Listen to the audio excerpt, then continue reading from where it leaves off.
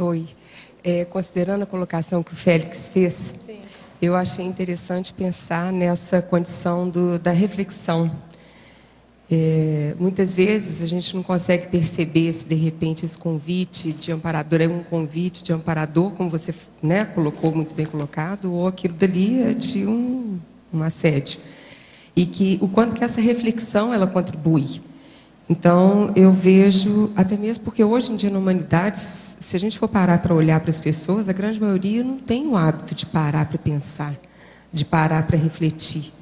Então, é uma sugestão, né, de colocar na parte de técnica. Eu gosto muito da técnica de 5 horas de autorreflexão. E eu vejo que isso talvez seria uma medida boa, né, Félix? De repente a pessoa, quem que é que está me orientando? Que convite que é esse? Então, eu vejo que cabe muito hoje em dia na nossa sociedade, que ela está muito atropelada, né? Ninguém para pensar, refletir.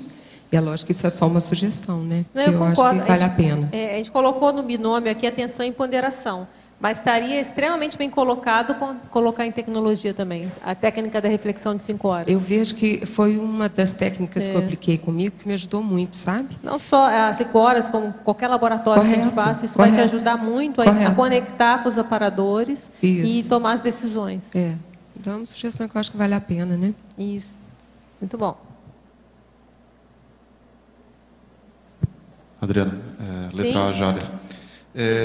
Você tem alguns indicadores que você utiliza para avaliar e ponderar sobre esses convites? Eu pergunto porque você citou a TENEPS, né, como exemplo, e pelo menos os ensaios que tem na TENEPS. Pelo menos para mim, funciona assim também. Eu, digamos, confio muito mais no que eu acesso ou durante ou após, logo após a TENEPS, do que em outras situações. O que outros indicadores você utiliza, que você tem que te ajudam a perceber essa questão dos convites aí? É uma série de coisas. Tem muita questão do parapsiquismo também que ajuda. Por exemplo, tem um relato até, ficou bem conhecido, assim, já falei bastante.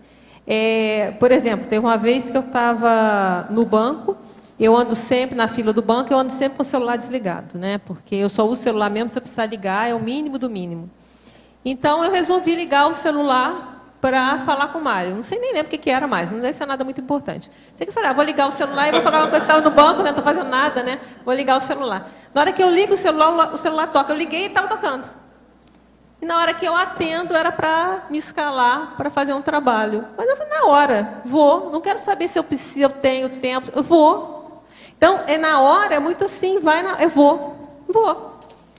E aí fui, e realmente depois foi uma situação bem séria, que a gente participou e tal.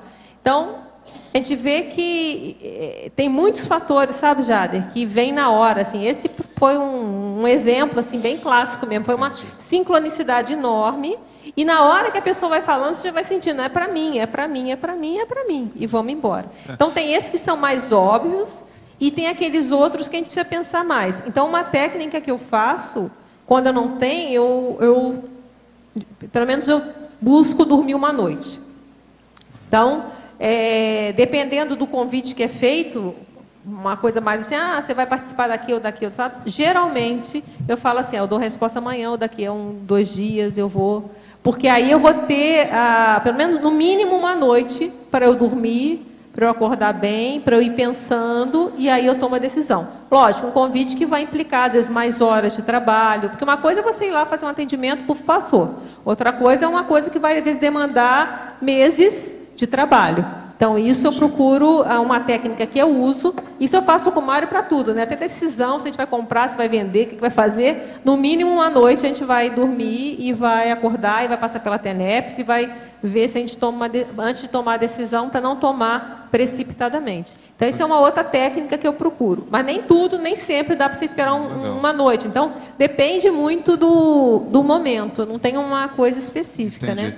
Na verdade, assim, a gente começa com o empirismo mesmo, até que você desenvolva uma técnica, né? Você começa a perceber que a coisa funciona de um determinado jeito, então você desenvolve um modus operandi. E aí aquilo passa a ser uma técnica. Né? Por isso que eu falo, a questão da sinalética é importantíssima. Você vem um negócio, você ganha um banho energético na hora, não tem dúvida, né? Então, são coisas que são possíveis de serem feitas e que você, na hora, você vê na hora. É muito assim, não acho que não tem muito fórmula. Tá atento aos amparadores, atento é o momento ou não é. Então eu vejo mais por aí. Às vezes acerta, às vezes erra. Legal, Eu legal. queria até citar um caso, já que foi falado a questão da Sinvex aqui, que eu acho que foi bem, eu coloco aqui no número 6, que foi uma situação que eu só vi que era um convite providencial depois. Foi bem interessante. Eu não sei nem se o povo da Sinvex sabe do tamanho disso. Foi quando eu tive a pneumonia, né? E eu estava no hospital, e aí o Mário intermediou um convite para que eu participasse da 4ª semana da Invex, para falar. Na época eu já tinha trabalhado com a questão de envelhecimento bastante tempo lá na residência, era para falar sobre isso em Invex. Não ficou muito claro, sei que eu aceitei. Tá bom, tá bom.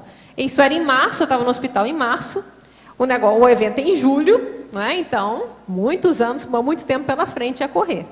Tá. Só que a pneumonia encroou, né? O negócio encroou. Aí eu tive que ir para o Rio, e o tempo foi passando. Aí eu cheguei a sair do hospital, mas continuei sem a alta para voltar para Foz. E o tempo passando.